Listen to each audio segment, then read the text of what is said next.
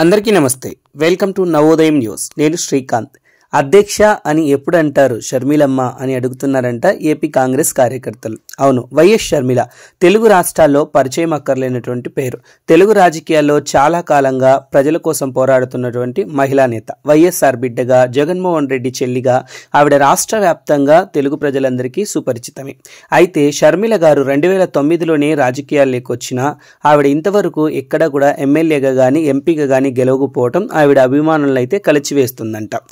2009లో ఆవిడ జగన్మోహన్ రెడ్డి గారు జైలుకి వెళ్ళిన తర్వాత ఆవిడ ఆంధ్ర రాజకీయాల్లోకి రావడం అయితే జరిగింది. ఉమ్మడి ఆంధ్రప్రదేశ్ రాష్ట్రంలో ఆవిడ సుదీర్ఘంగా పాదయాత్ర కూడా చేశారు అన్నకు సపోర్ట్గా. ఆ కాలంలో వైఎస్ఆర్ కాంగ్రెస్ పార్టీని కూడా ఆవిడ నడిపించారంటే ఒక లీడర్కు ఉన్నటువంటి అన్ని లక్షణాలు వైఎస్ షర్మిల గారికి ఉన్నాయి. అయితే లీడర్ యొక్క కోరిక ఏంటంటే ఎమ్మెల్యే ఎంపీ, అంటే వాళ్ళు లాస్ట్గా ఏం కోరుకుంటారంటే ఎమ్మెల్యే ఎంపీగా గెలవాలని చెప్పేసి కోరుకుంటారు. సో షర్మిల గారు కూడా అలా కోరుకుంటూనే ఉన్నారు. అయితే గత ఎన్నికల్లో ఆవిడ కడప పార్లమెంట్ నుంచి పోటీ చేశారు. అయితే వైసీపీ పార్టీ అభ్యర్థి చేతిలో ఆవిడ ఓడిపోవడం అయితే జరిగింది. సో ఇంకెప్పుడు షర్మిల గారు అధ్యక్ష అని పిలుస్తారు అని ఆశగా ఎదురు చూస్తున్నారంట కాంగ్రెస్ పార్టీ కార్యకర్తలు.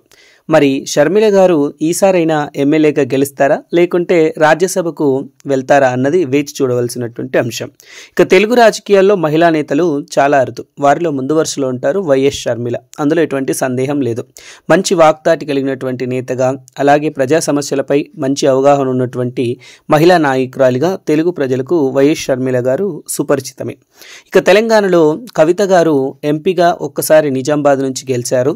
సో ఆవిడ కూడా ఒక మహిళా నేతని. సో షర్మిల గారితో ఆవిడను కంపేర్ చేశామంటే షర్మిల గారికి ఎక్కువ ప్రజల సమస్యల అవగాహన తెలుసు, పోరాటాలు కూడా చేసినటువంటి చరిత్ర ఉంటుంది. సో కవిత గారు ఎంపీగా గెలిచారు, మరి షర్మిల గారు ఎప్పుడు ఎంపీగా గెలుస్తారు అని చెప్పేసి తెలుగు ప్రజలైతే ఆసక్తికరంగా ఎదురు చూస్తున్నారు. సో కడప నుంచి గత ఎన్నికల్లో ఆవిడ ఎంపీగా పోటీ చేసి తన అన్న వైఎస్ అవినాష్ రెడ్డి అంటే తమ్ముడు అవుతాడు అనుకుంటాను. సో తన చేతిలో ఆవిడ స్వల్ప మెజార్టీతో ఓడిపోవడం అన్నది జరిగింది. సో మరి ఈసారి ఏపీలో చచ్చిపోయినటువంటి కాంగ్రెస్ పార్టీ నుంచి ఆవిడ పోటీ చేసి గెలవగలరా లేకుంటే కాంగ్రెస్ పార్టీని ఆవిడని ఏదైనా రాజ్యసభకు పంపిస్తుందా అన్నది వేచి చూడవలసినటువంటి అంశం. సో మొత్తానికైతే షర్మిల గారి ఫ్యాన్స్ అలాగే ఏపీ కాంగ్రెస్ కార్యకర్తలు కూడా షర్మిల గారిని ఒక్కసారైనా అసెంబ్లీ కానీ లేదా పార్లమెంట్లో అధ్యక్ష అని పిలుస్తుంటే చూడాలని చెప్పేసి ఆసక్తికరంగా ఆశగా ఎదురు చూస్తున్నారంట. మరి ఏపీ కాంగ్రెస్ లీడర్ల వాంఛ తీరుతుందా? ఏపీ కాంగ్రెస్ కార్యకర్తలు అలాగే షర్మిల గారి అభిమానుల కోరిక నెరవేరుతుందా? చూడాలి మరి.